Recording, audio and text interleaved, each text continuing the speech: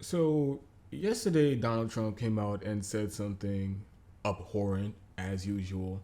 Went on Twitter openly saying that he's going to end the negotiations for another stimulus package and he will not be willing to do anything until after the election. Now, let's get a couple of things straight here. That is such a disgusting position to take. We are in the worst economic crisis in US history. This is worse than the Great Depression. Over 60 million people have filed for unemployment since March. Over a third of the US workforce has officially said, I've lost my job. I have absolutely no income. I have no way of providing for my family.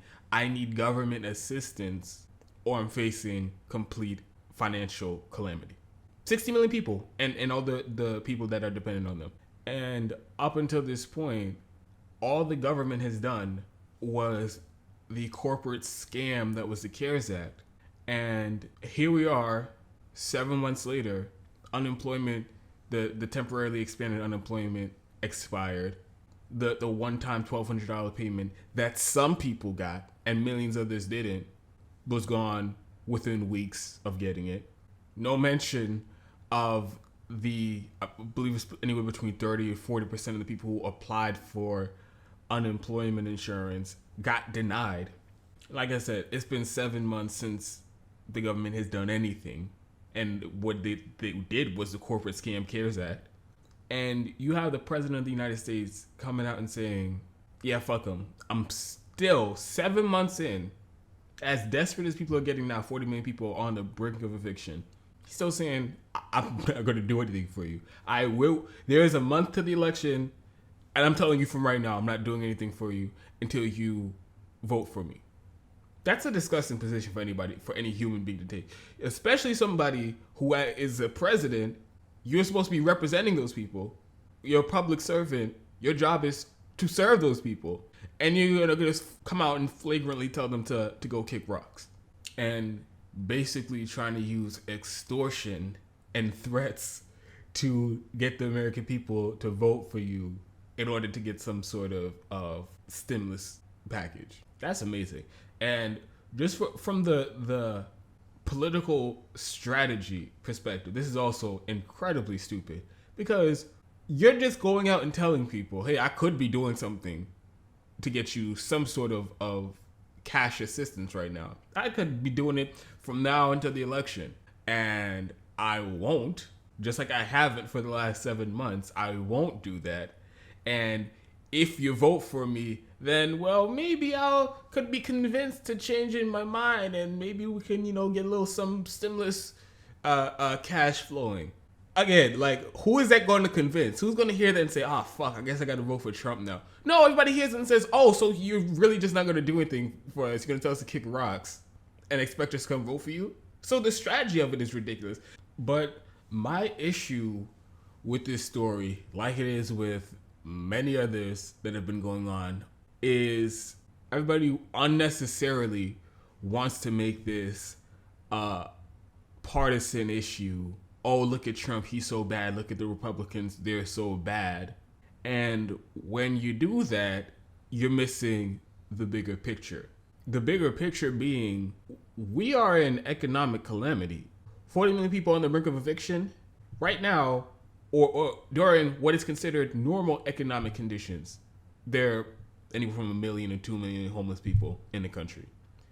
And we're talking about multiplying that by 20 in a matter of weeks and months.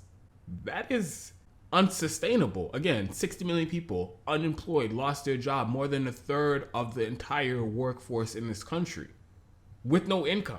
The issue here, the bigger picture, it's not that, oh, we need to pass another entirely inadequate quarter measure, not even half measure, quarter measure stimulus package that doesn't go anywhere nearly far enough to actually address the real problem. That's not the what we need to be concerned about here. The big picture is what Donald Trump is saying is what we've known for the last 7 months.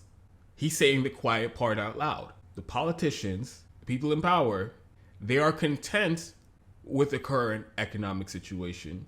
They're doing fine. All their elite friends are doing fine. Their rich and powerful donors are doing better than ever. They are content with the current economic system or situation. And none of them actually care to help the American people. None of them actually care to craft economic policies to address this giant wealth inequality in this country. But before I get into that, I've talked about this a couple of times on the show before. I need your help, the help from the audience, to make what I'm doing sustainable so that I can keep doing it, which means I have to make money from it somehow. I have the link to my Patreon account in the About page of my YouTube channel. I've also put a link to a PayPal account if anybody was looking to do just one-time payment. But I'm going to try something a little bit different for people who might actually want some sort of product in return for supporting the show. So I'm trying to do partnerships with products and services that I think would be useful to people in the audience.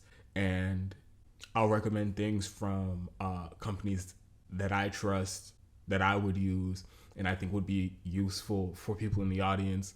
And in return for that, I'll get a commission.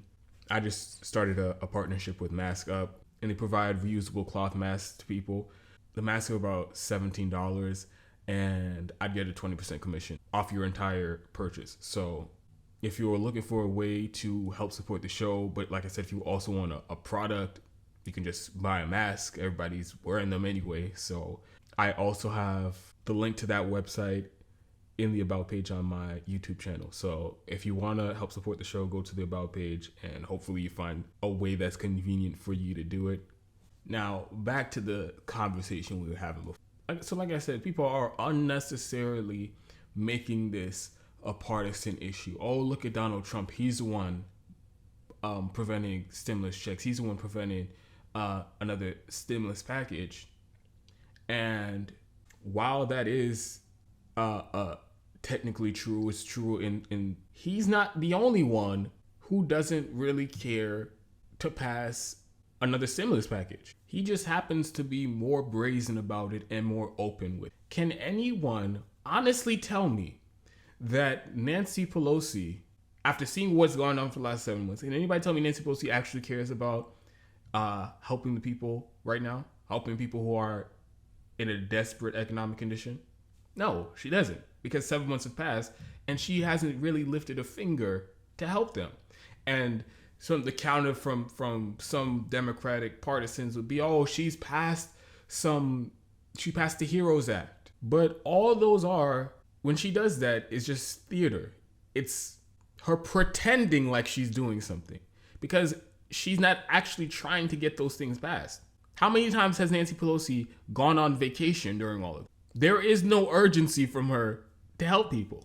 And I'm just not buying the whole, oh, the Democrats are so weak, they're so helpless, they can't do anything. Oh, it's the big bad Republicans holding this up. No, if she actually wanted to pass any of those bills, if she actually wanted to help people and with real economic policies, as Speaker of the House, she has many options on the table. For example, anytime over the last 7 months when Congress needed to pass funding bills to keep the government open, Nancy Pelosi could have said, we're not voting on shit. We're going to shut the government down unless and until Donald Trump and Mitch McConnell agree to serious economic policies, economic relief for the millions of people who are struggling right now. She could have done that.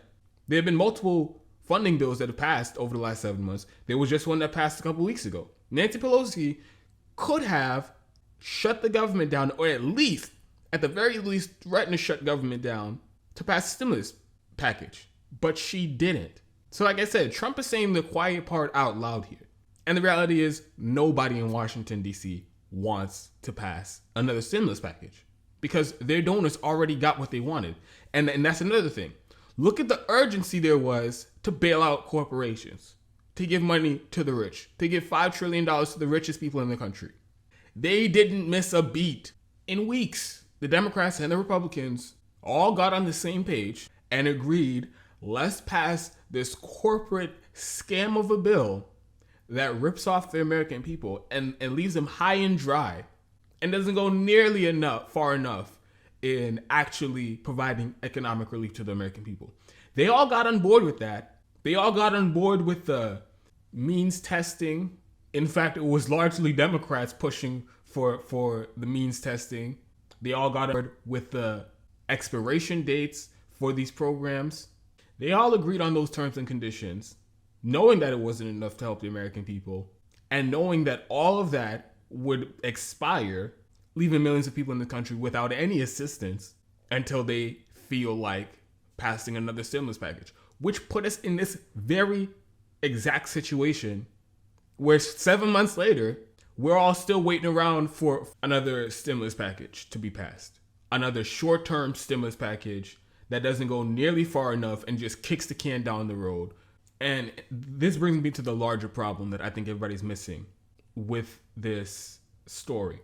The problem right now isn't that the big problem right now, the major problem, the overarching problem, isn't that we need another stimulus package or that we need to renew certain provisions from the CARES Act, expand the temporary uninsurance employment, give another one-time round of $1,200 checks to some people who qualify for it.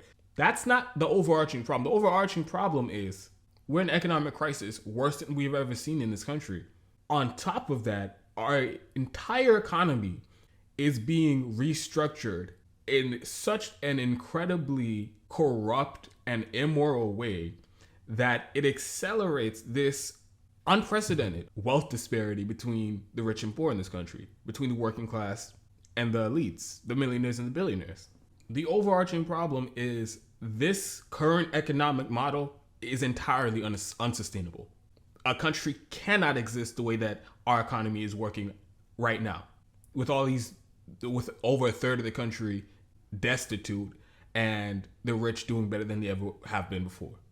That is unsustainable. That is what the overarching problem is. And that's what needs to be addressed by Congress. And it is stunning to me that 7 months into this economic crisis, no one, not the Democrats, not the Republicans, not Trump, no one has a long-term strategy to deal with this economy. For some reason, the Overton window has been confined to this very narrow conversation around a one-time or another quarter measure of a stimulus package with another one-time $1,200 payment and maybe temporarily expanded unemployment insurance again.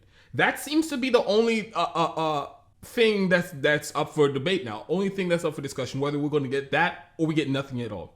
And the reality is, even if we did get that, even if the Democrats did get what they want, and they did get another stimulus package, and another $1,200 check went out to some people, and some of the people who qualified for unemployment insurance got it expanded again. Even if that happened, what about everybody else? What about this unsustainable system? No, that's not even up for discussion. That's not even up for debate. So when Trump comes out and says this stupid shit that he said yesterday, gets everybody all up in a tizzy. Oh, look at the Trump, he's bad, Republicans bad, Democrats good.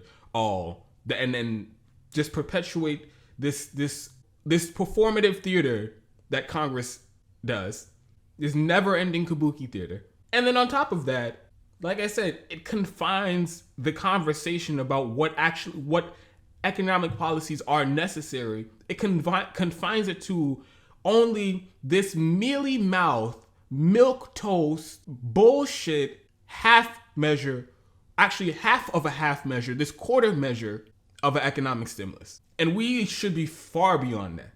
We should be talking about Medicare for all, because not only are we in the middle of a deadly pandemic, at least well over 100,000 people are dead in this country from it, but on top of that, there are millions of people in this country who now lost their shitty private health insurance when they lost their job. So just the amount of people who cannot afford basic healthcare in this country is unsustainable. So this whole debate about another stimulus package, another $1,200 check, is diverting from the real conversation about Medicare for all that needs to be had. The real conversation about a guaranteed UBI to everybody in this country for the duration, at least for the duration of this pandemic. And like I said, the entire economy is being restructured, and there is no going back to the way it was. So are we going to have a economy where a third of the country is in abject poverty while Jeff Bezos makes $40 billion in the span of 3 to 4 months? Are we going to have that kind of economy? Or are we going to have an economy where at the very least, everybody is okay? Their bills are taken care of. They still have the lights on. They have a roof over their head. They have food on the table. UBI, the conversation that needs to be had. Canceling rent and mortgages, not just pausing evictions, canceling rent and mortgages for the duration of this crisis. Eliminating the other debts that people have accrued throughout this crisis, like from missing car payments, missing credit card payments, utility payments, their phone bill. All that debt needs to be wiped out. If we're actually having a serious conversation about broad, wide-reaching economic policies to help the American people right now, all those things I listed should be no-brainers. Those should all be up for a vote, and it should be passed in Congress. But that is nowhere near the conversation. The only conversation that's being had is, oh, Trump bad, Republicans bad. They don't want to give you the stimulus check for a whole month. So yeah, Trump is bad. He's a shitty person, horrible human being for denying people economic relief at this time. Yes, that goes without saying. But the Democrats have this position is very much the same on this. And the overarching problem here is nobody's actually trying to figure out or actually trying to deal with the real underlying issues here. And that's evident by the fact that the entire conversation about what to do with the economy has been framed in this very narrow debate. Do we give another one-time $1,200 check to some people in this country? Or do we just have nothing at all? Completely ridiculous. Both positions are ridiculous because, yes, of course, you give another $1,200 payment. But it should be more than $1,200, and it should be recurring. And it should be universal. As well as all the other policies that I listed before. I just feel like when people buy into this false debate, oh, you siding with the Democrats on stimulus negotiations, or you siding with the Republicans on the stimulus negotiation?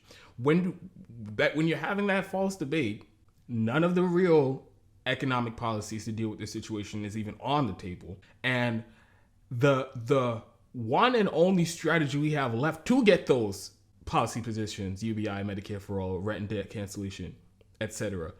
The only strategy we have to get those things also comes off the table. Because really, if we want to help the people in this country, the only way that's going to happen is through direct action, a public pressure campaign. Because relying on the Democrats isn't going to get any of those policies. Relying on the Republicans isn't going to get any of those policies. If they both come together and strike a deal, reach some type of negotiation, they're not agreeing on any of those policies. So the real conversations that need to be had aren't.